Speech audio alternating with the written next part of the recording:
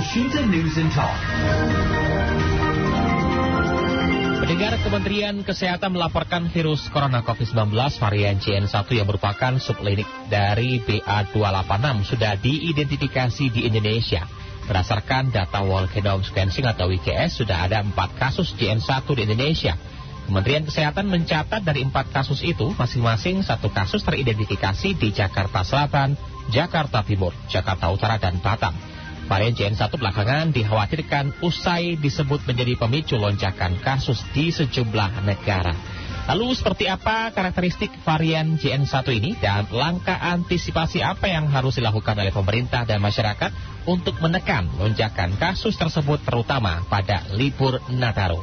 Untuk membahasnya kami temui Kepala Bidang Pengembangan Profesi Perhimpunan Ahli Epidemiolog Indonesia sekaligus Ketua Kolegium Epidemiologi Indonesia, Mas Dalina Pane. Elshinta News and Talk. 0215869000 bagi Anda yang ingin menyampaikan pendapat dan juga komentar Anda, kami persilahkan. Selamat siang, Bu Lina. Siang.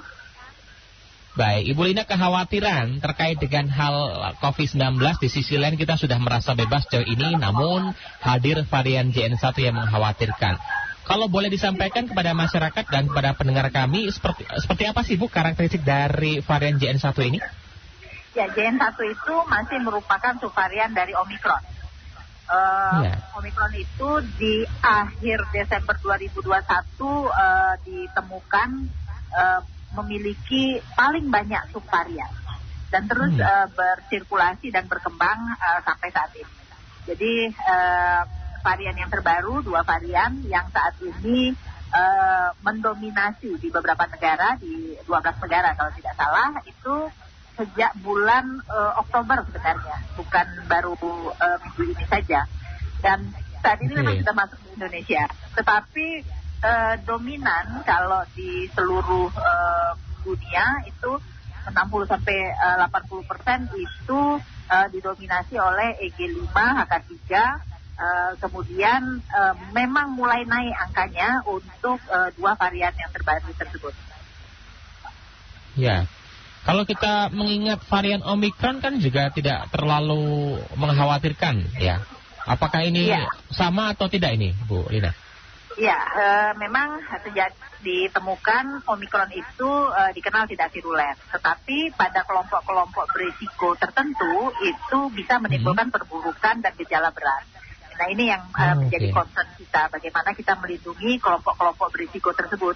Kelompok usila, kemudian mereka yang komorbid, mereka yang imunokompromis, bayi dan anak-anak yang belum memiliki atau yang belum ada vaksinnya. Nah, itu kelompok-kelompok yang harus kita jaga agar tidak terinfeksi. Karena kalau mereka terinfeksi, mereka memiliki kemungkinan lebih besar untuk mengalami perburukan sampai dengan meninggal dunia. Ini yang harus kita pahami. Ya, artinya masyarakat tidak boleh panik, namun tetap harus waspada dan juga mengutamakan prokes kembali ya? Ya, tentu saja dalam setiap wabah apapun jenisnya kita tidak boleh panik. Tetapi tentu pengendalian yang sistematis itu terus dilakukan. Tidak boleh eksesif juga, eksesif itu berlebihan begitu ya. 3 tahun masa pandemi cukup banyak tindakan atau intervensi yang cukup eksesif sehingga menimbulkan dampak sangat besar bagi komunitas, bagi masyarakat. Nah, ini tidak boleh kita ulang kembali dilakukan. Jadi tetap, karena saat ini COVID sendiri kan vaksinnya sudah ada, obatnya walaupun untuk yang ringan sudah ada, kemudian juga teknologi pencegahannya sudah ada. Dan sampai saat ini alhamdulillah belum kita temukan varian of concern baru yang virulen. Jadi varian-varian yang ada ini memang bisa menginfeksi, menyebar dengan cepat, tetapi cenderung memberikan gejala yang ringan, walaupun catatannya tadi pada kelompok-kelompok rentan atau susceptible population itu masih tetap bisa menyebabkan perburukan dan kematian. Artinya dari sisi penularan ini sama seperti COVID pada umumnya yang sudah kita kenal sejauh ini, Bu ya? Penularannya lebih cepat. Omikron itu dikenal yang memiliki penyebaran paling cepat dibanding dengan varian-varian of concern lainnya. 5 varian of concern itu yang paling cepat penularannya dan paling banyak menularnya itu Omikron dengan segala subvariannya. Tetapi Tuhan itu adil. Walaupun dia menyebar dengan cepat, tetapi dia tidak virulen atau tidak sangat ganas ya. Tapi harus hati-hati pada kelompok red flag tersebut. Ini kalau kita lihat dari kasusnya kan sudah ditemukan di Jaksel, kemudian di Jaktim, Jakarta Utara hingga Batam. Artinya jika memang ini menular lebih cepat dikhawatirkan akan semakin bertambah dong, Bu? Ya, kalau kita lihat peningkatan kasus kita berjalan sistematis dan kemungkinan mungkin sekitar 7-8 minggu ke depan kita akan mengalami peningkatan kasus. Singapura saat ini sudah mulai mengalami penurunan ya. Artinya sebagian besar masyarakat tentu sudah memiliki antibodi yang spesifik terhadap subvarian-subvarian baru tersebut. Apakah vaksin tidak mampu mencegah? Vaksin itu mampu memberikan imunitas untuk mencegah terjadinya perburukan. Tetapi vaksin itu juga harus spesifik. Vaksin yang kita gunakan sekarang ini vaksin yang sifatnya umum untuk seluruh COVID. Belum ada vaksin spesifik untuk Omikron yang ditemukan sehingga mungkin efikasinya tidaklah sebaik vaksin yang spesifik. Walaupun demikian, vaksin tersebut walaupun efikasinya tidaklah setinggi apa yang kita harapkan karena bagian besar masih dalam emergency use authorization ya, masih dalam kondisi emergency sebenarnya. Tetapi itu cukup banyak membantu di dalam 2 tahun terakhir pengendalian pandemi COVID-19. Jadi vaksin masih cukup efektif, tetapi tidak hanya vaksin, upaya untuk melakukan pengendalian. Mencegah terinfeksi merupakan tujuan utama atau fokus utama kita di dalam melakukan pengendalian pandemi COVID-19. Ya, artinya karena kita sudah mengetahui ya bahwa varian ini lebih cepat menular dan bisa dipastikan nanti akan semakin bertambah kasusnya, langkah pencegahan dan penekanannya kembali ke diri kita masing-masing dan juga langkah dari pemerintah apa yang perlu disampaikan kepada masyarakat ya, Bu Lina? Ya, jadi kalau pada masyarakat saya yakin teman-teman juga sudah mengerti bagaimana menghadapi atau menyikapi kemungkinan terjadinya lonjakan ini. Yang pertama tentu pencegahan primer, kita kembali melakukan protokol kesehatan, menggunakan masker. Kalau kemarin pemerintah mengatakan yang sehat saja menggunakan masker, kalau sekarang sebaiknya kita yang tidak memiliki risiko juga tetap menggunakan masker, apalagi kalau kita berada di kerumunan. Kemudian kembali melakukan perilaku hidup bersih dan sehat. Kalau di rumah ada kelompok berisiko, sebelum kontak dengan mereka sebaiknya kita sudah membersihkan diri dulu ya, sudah mandi dulu baru kemudian kontak dengan mereka. Kemudian menjaga jarak pada saat sirkulasi virus lagi tinggi itu juga menjadi prioritas. Dan jangan lupa untuk sering-sering cuci tangan. Dan untuk kelompok berisiko dan mereka-mereka yang belum divaksin segera untuk pergi ke layanan kesehatan untuk mendapatkan vaksinasi. Walaupun saat ini kemungkinan vaksinasi itu akan berbayar karena tidak lagi dalam kondisi pandemi. Kemudian bagi pemerintah ini juga menjadi catatan tidak seperti ketika kondisi pandemi saat ini kita cukup sulit untuk mencari tempat-tempat tes ya. Jadi harus ke layanan kesehatan dan kadang-kadang juga tidak hari melakukan tes. Jadi pemerintah diharapkan mampu kembali meningkatkan kapasitas atau kemampuan untuk melakukan testing. Juga seiring dengan peningkatan kasus biasanya akan terjadi juga peningkatan hospitalisasi atau mereka-mereka yang akan dirawat di rumah sakit. Maka menjaga agar tempat-tempat tidur itu tersedia dalam jumlah yang cukup itu juga menjadi tugas pemerintah. Dan kepada masyarakat kita juga berharap kalau muncul gejala dalam kondisi seperti ini jangan segan-segan untuk layanan kesehatan. Bukan untuk berobat tetapi untuk mendapatkan kepastian melalui tes apakah kita memang terinfeksi COVID atau tidak. Kalau itu ditemukan dalam kondisi yang ringan di awal masih cukup banyak terapi, pengobatan, baik sistem simptomatik ya sesuai dengan gejala ataupun terapi yang targeted itu bisa dilakukan. Dibandingkan kita pergi ke rumah sakit dalam kondisi yang sudah berat, itu tentu sulit untuk dilakukan perawatan dan mahal ya.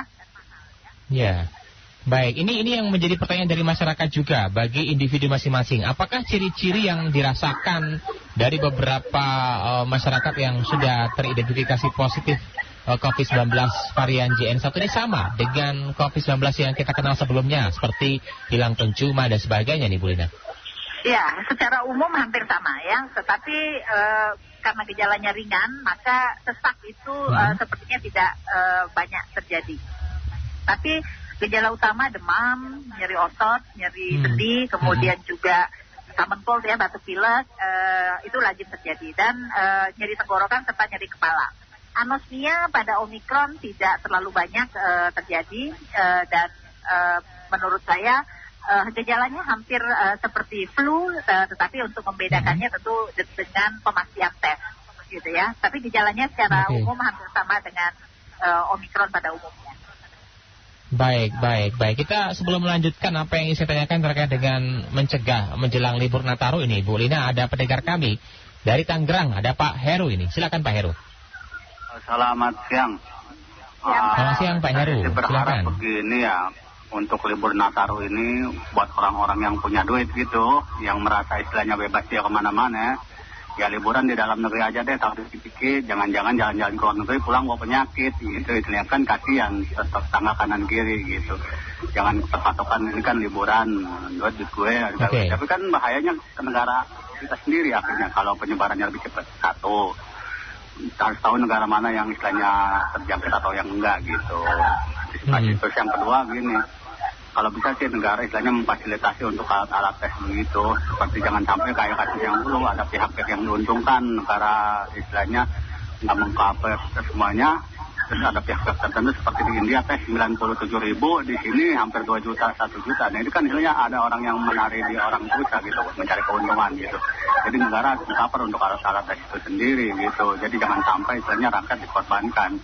Yang seperti yang udah lah, akses juga dipersulit, istilahnya jaminan ini juga nggak begitu ini, ya harus ada antisipasinya, jangan sampai jatuh 2 kali gitu. Itu aja, terima kasih. Baik, terima kasih Pak Heru. Ya, ini yang juga ingin saya tanyakan terkait dengan menjelang libur Natal dan Tahun Baru yang menjadi puncaknya adalah masyarakat akan berkumpul di satu tempat dan COVID-19 ini juga bisa dikatakan meningkat. Ini seperti apa? Apakah juga nanti harus ada langkah konkret dari pemerintah untuk meningkatkan statusnya, Bu Lina, terkait dengan pencegahan agar kiranya juga ada ranah-ranah yang bisa dibatasi, kemudian hal yang dikhawatirkan juga bisa ditekan, Bu Lina? Ya, jadi pembatasan secara luas sebenarnya bukanlah merupakan prioritas atau teknik pengendalian wabah yang benar. Pembatasan secara individual mungkin bisa dilakukan seperti yang disarankan tadi. Kalau tahun baru berkumpul bersama keluarga jauh lebih intimate dan jauh lebih menyenangkan dibanding berkumpul dengan banyak orang yang kadang-kadang kita tidak kenal siapa begitu ya. Maka ketika sirkulasi virus lagi naik, kami menyarankan untuk merayakan tahun baru di rumah bersama keluarga ya. Boleh berpesta dengan keluarga karena kita yakin dengan mereka-mereka yang berada di sekitar kita. Tapi para anak muda yang ingin berpesta bersama teman-teman di luar, maka kita menyarankan untuk 2 hal. Pertama, mereka melindungi diri dengan protokol kesehatan, dan penyelenggara pesta juga bisa menjamin bahwa tempat pestanya juga aman dari infeksi penyakit. Apa tempat pesta yang aman dari transmisi penyakit? Yang pertama tentu sebelum pesta dilakukan tempat itu sudah didesinfeksi ya, udah dikelirkan ya. Kemudian yang kedua, sirkulasi udara sebaiknya bebas gitu ya, jangan berada di ruang tertutup ber-AC. Tapi biasanya konser-konser juga banyak dilakukan di malam tahun baru. Nah, jadi ini yang harus dijaga agar terutama sirkulasi udara dan kebersihan tempat-tempat berpesta itu bisa dijamin. Pembatasan kita juga tidak, atau peningkatan eskalasi ya, kecuali kalau ternyata meningkat cepat dan membuat layanan kesehatan itu menjadi kita sebutnya surge capacity, mengalami peningkatan atau lonjakan yang membuat sistem pelayanan kesehatan kita menjadi cukup sulit atau terengah-engah gitu ya. Nah ini pembatasan boleh dilakukan, tetapi sepanjang kita kenal Omikron itu 1,5 tahun terakhir belum pernah membuat layanan kesehatan kita menjadi disrupsi kecuali pada saat Delta. Jadi dari seluruh varian COVID-19 itu hanya Delta yang menyebabkan terjadinya surge capacity yang berat itu saja. Jadi kita berharap bahwa karena ini Omikron, beberapa minggu ke depan memang akan meningkat kasusnya, masyarakat diminta untuk waspada tetapi tidak melakukan pembatasan yang berlebihan. Oke, tapi untuk meningkatkan kesadaran dari pemilik atau penyelenggara acara ini kan juga harus ada aturan, Bu Lina. Artinya kadang-kadang juga diatur masih banyak yang melanggar, apalagi tidak diatur. Ini kan apakah ini menjadi salah satu langkah pencegahan agar kiranya juga tidak semakin bertambah? Apalagi ini kan sudah diprediksi nanti akan bertambah banyak nih Pak, kekhawatiran penularannya, Bu Lina. Iya, jadi kalau biasanya kan yang membuat aturan itu Satgas ya, Satgasnya sendiri juga sudah tidak ada. Karena itu pemerintah daerah, terutama daerah-daerah wisata di mana banyak masyarakat berkumpul, diminta untuk bisa membuat regulasi sendiri. Biasanya di malam tahun baru, Nataru ya, itu ada satgas atau pengamanan pada masa Natal dan Tahun Baru yang dibentuk di berbagai kabupaten kota.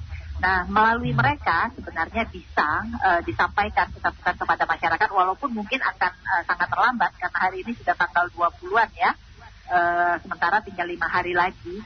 Dan regulasi tersebut tentu harus disosialisasikan dulu supaya tidak menimbulkan kekagetan bagi masyarakat. Kok tiba-tiba ada aturan baru, sementara kami tidak tahu gitu ya. Dan itu harus disosialisasikan dengan cepat. Tetapi sejauh ini menurut kami pembatasan belum dibutuhkan dalam menghadapi kemungkinan peningkatan kasus ke depan. Oke, tapi artinya harus ada yang mengingatkan dan juga mensosialisasikan terkait dengan hal ini agar kiranya hal-hal yang tidak diinginkan lebih parah tidak terjadi, Bu ya? Iya, komunikasi risiko ya dari pemerintah secara bertingkat mulai dari pusat sampai ke daerah itu penting untuk dilakukan.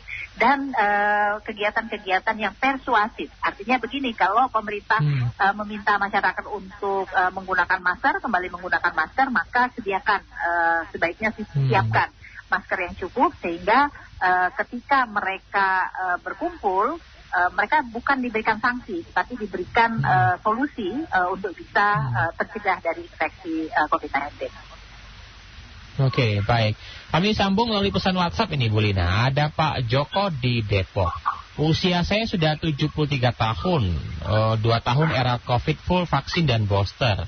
Mohon tips untuk jaga kesehatan saya cukup sehat sekarang katanya. Ini untuk keluarga kita, orang tua kita yang mungkin sudah mempunyai usia lanjut yang dikhawatirkan juga menjadi usia-usia rentan terkait dengan penyebaran. Apa yang bisa dilakukan dari masing-masing individu nih, Bu Lina? Ya, jadi yang pertama tentu meningkatkan imunitas. Bagi orang-orang tua memang imunitas itu agak sulit untuk ditingkatkan karena terkait dengan berbagai kondisi degeneratif ya. Artinya secara fisiologi memang terjadi penurunan fungsi-fungsi di dalam tubuh kita. Tetapi meningkatkan imunitas itu bisa dilakukan dengan banyak hal. Panjang tidak ada komorbid, kalau ada komorbid ya tentu harus dikendalikan komorbidnya.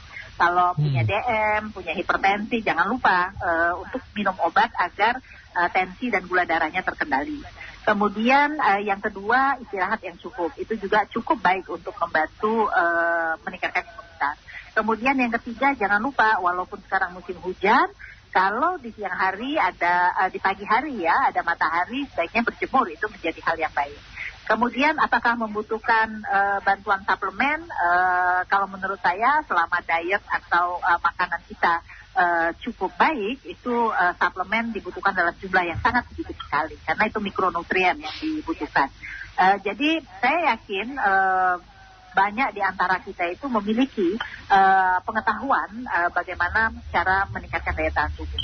Ada juga beberapa hal yang secara tradisional ataupun kultural itu cukup membantu ya, seperti misalnya minum jamu, ada beberapa bahan-bahan tradisional kita yang dirasakan mampu untuk meningkatkan daya tahan tubuh kita, seperti kunir asem gitu ya. Kunyit itu dikenal juga menjadi desinfeksi ya, menjadi bukan antibiotik, antiseptik ya, untuk tubuh kita itu juga cukup baik untuk melawan berbagai virus.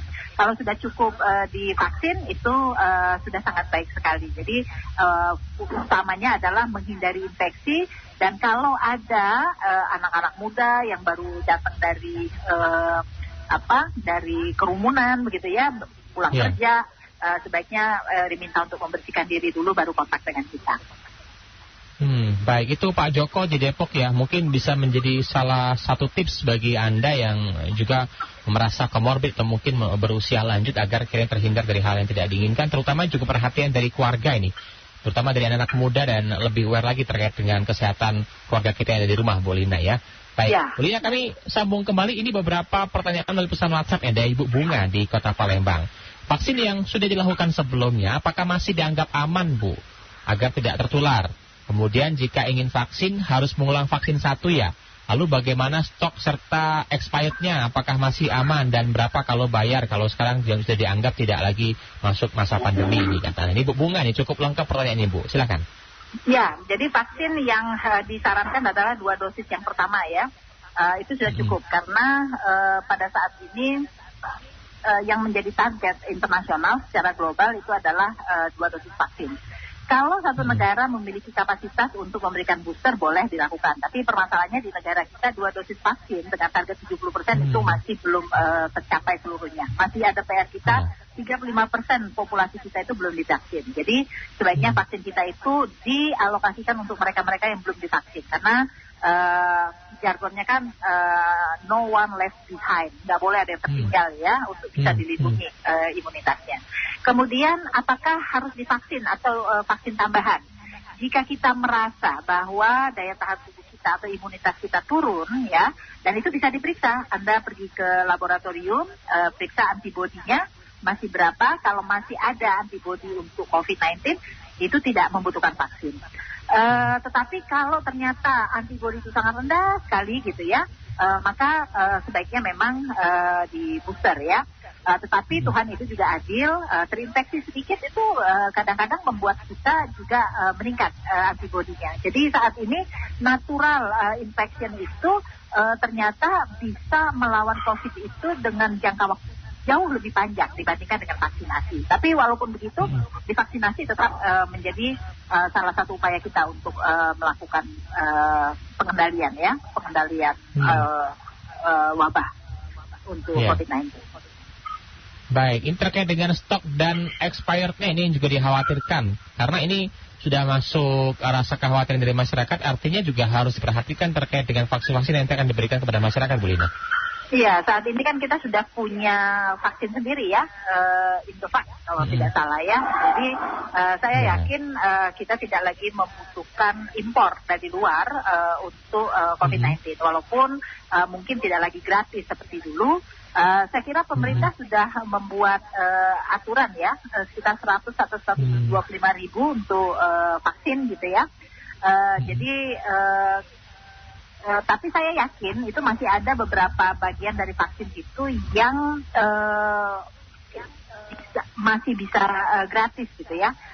Tentu expired date-nya itu sudah diperhitungkan oleh teman-teman di dinas kesehatan, dan kalau kita belum yakin, kita bisa minta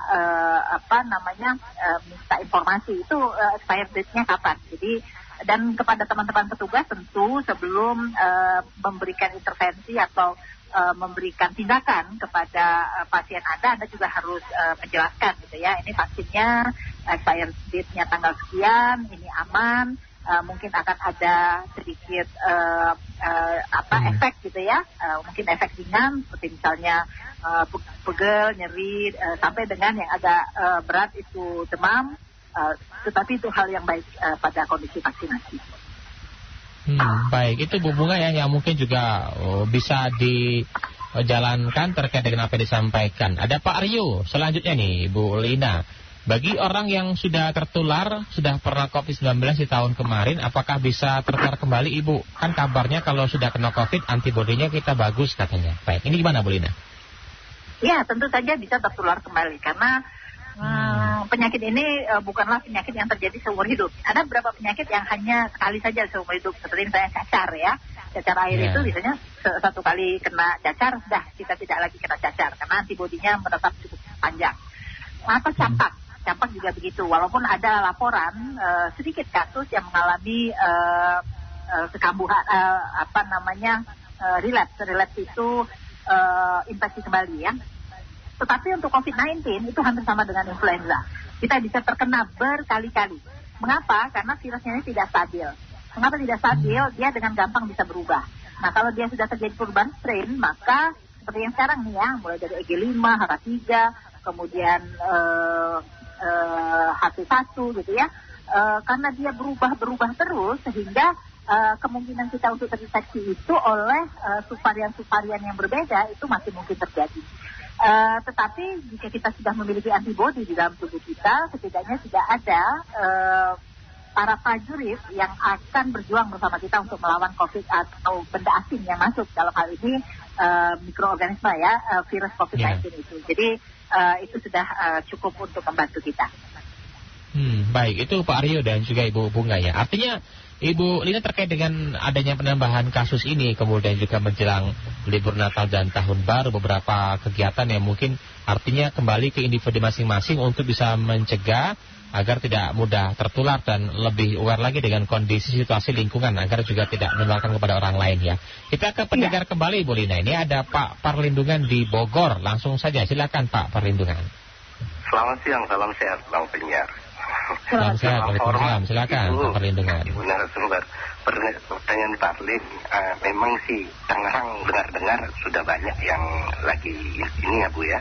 Begitu juga Surakarta sudah satu, daerah Solo. Jadi apa perbedaan COVID ini dengan yang satu virus monyet kah? Virus apa gitu? Fox apa gitu ya? Karena virus monyet juga pernah di Karawang sudah sembuh ya. Terus pertanyaan Pak Lin yang kedua, kalau bisa Dewan Vaksin Nasional meneliti lagi dan para ilmuwan vaksin yang kita ini apakah ada luarsa apa tidak, sehingga dikeluarkan satu buah keputusan. Karena apa?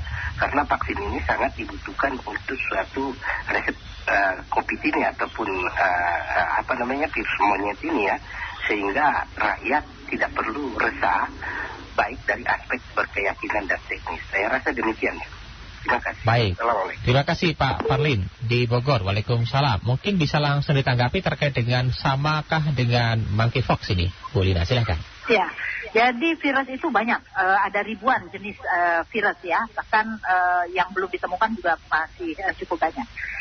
Pada saat ini ada 3 yang menjadi concern kita. Yang pertama adalah COVID-19, jenisnya adalah coronavirus. Coronavirus berbeda tentu dengan monkeypox. Monkeypox itu saat ini juga walaupun sudah di tingkat dunia tidak lagi menjadi PHEC, tetapi Indonesia baru memulai gitu ya. Orang lain sudah selesai, kita baru mulai. Dan itu cukup bertambah kasusnya dalam beberapa waktu dan meluas. Ini yang jadi persoalan. Kalau kasus meningkat saja tetapi tidak terus meluas, itu artinya pengendalian kita masih cukup efektif. Tapi kalau dia terus bertambah dan terus meluas dalam 2 kali masa inkubasi, maka masa inkubasi dari monkeypox itu 21 hari. Jadi dia dikatakan terkendali jika dalam 42 hari, 2 kali masa inkubasi, kita tidak menemukan kasus baru. Tapi selama ini kita belum pernah sejak ditemukan di kasus kedua ya di tahun 2023 ini masih terus bertambah angkanya dan yang jadi persoalan adalah dia meluas.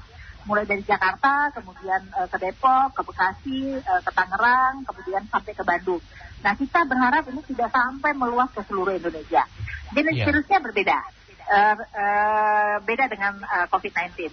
Transmisinya juga berbeda. Kalau COVID-19 itu droplet, ditularkan melalui cairan tubuh yang keluar dari sistem pernapasan kita. Kalau monkeypox ini lebih kepada kontak langsung. dan hubungan seksual. Walaupun kedepannya kemungkinan kalau dia sudah makin banyak dan makin luas, maka bukan hanya kontak seksual saja yang bisa menyebabkan terinfeksi monkeypox. Gejalanya juga sangat beda. Jadi bercak, kemudian gatal itu menjadi gejala utama dari monkeypox. Kemudian yang ketiga adalah pneumonia pada bayi dan anak ya. Itu dimulai dari Cina dan saat ini juga di Indonesia sudah mulai ada beberapa kasus, tetapi sejauh ini kondisi kita masih tidak mengkhawatirkan. Karena itu kita berharap masyarakat tidak khawatir dan cemas dengan kondisi ini. Tetapi tentu saja melakukan pencegahan agar kita tidak dalam kondisi berat. Artinya kalau punya gejala-gejala ringan, jangan diabaikan sampai gejala itu menjadi berat. Jadi kalau sudah ada gejala ringan, lebih baik langsung pergi ke layanan kesehatan. Tidak harus ke dokter praktek ataupun ke rumah sakit yang bagus. Ke puskesmas itu juga merupakan salah satu upaya. Dan menurut saya pemerintah daerah sudah banyak menggratiskan layanan-layanan di puskesmas. Jadi jangan khawatir untuk akses terhadap layanan kesehatan. Minta informasi sebanyak mungkin dengan para petugas kesehatan. Dan tentu berperilaku hidup bersih dan sehat itu merupakan tindakan utama kita untuk mencegah kondisi kita agar tidak sakit. Baik, itu Pak Parlin ya, menjadi salah satu hal yang perlu diingat terkait dengan perkembangan COVID-19 varian JN1 ini. Artinya meskipun ini diprediksi akan terus meningkat, langkah pencegahan konkret yang juga dispesialkan kepada masyarakat yang sudah tertular ini seperti apa nih Bu Lina, agar tidak semakin meluas ya? Ini kan bisa diindikasikan takutnya nanti tertular di luar mereka yang sudah terdeteksi saat ini. Ya, jadi menjelang Natal dan Tahun Baru saat ini kondisi perkembangan transmisi COVID-19 memang akan mengalami peningkatan di Indonesia dalam beberapa minggu ke depan. Karena itu yang harus kita lakukan, kita sudah punya pengalaman 3 tahun menghadapi COVID-19, karena itu kita tidak perlu khawatir, tidak perlu cemas, dan tidak perlu was-was berlebihan. Tetap melakukan protokol kesehatan, kemudian melakukan perilaku hidup bersih dan sehat, dan menghadapi Nataru ini dengan lebih bijak. Berada di rumah bersama keluarga itu jauh lebih menyenangkan. Tetapi kalaupun kita harus berada di luar rumah karena pekerjaan maupun karena ada undangan misalnya untuk pesta gitu ya, maka berpestalah dengan aman dan mari kita menghadapi transmisi virus ini dengan penuh tidak bahagia sih sebenarnya ya, tetapi dengan hidup seperti biasa. Tapi dengan tetap mengutamakan kewaspadaan dan menjaga prokes yang lebih ketat, Ibu ya? Tentu saja. Baik. Terima kasih Ibu Lina sudah bersama Elsinta. Ini prediksi yang kita sampaikan, harapannya juga tidak terlalu banyak ya jumlah peningkatannya. Dan hal ini menjadi salah satu peringatan untuk pemerintah dan terutama kita individu masing-masing agar bisa menjaga diri kita sendiri dan juga keluarga kita ya. Baik, terima kasih Bu Lina ya untuk edukasi bersama kami. Sehat semua Salam ya. sehat selalu. Baik, terima kasih Ibu Lina. Demikian tadi pendengar yang narasumber kami, Kepala Bidang Pengembangan Profesi Perhimpunan Ahli Epidemiolog Indonesia yang juga sekaligus Ketua Kolegium Epidemiologi Indonesia, Mas Dalina Pane. Terima kasih bagi Anda juga yang sudah ikut serta menyampaikan pendapat dan juga komentar Anda. Elsinta News and Talk.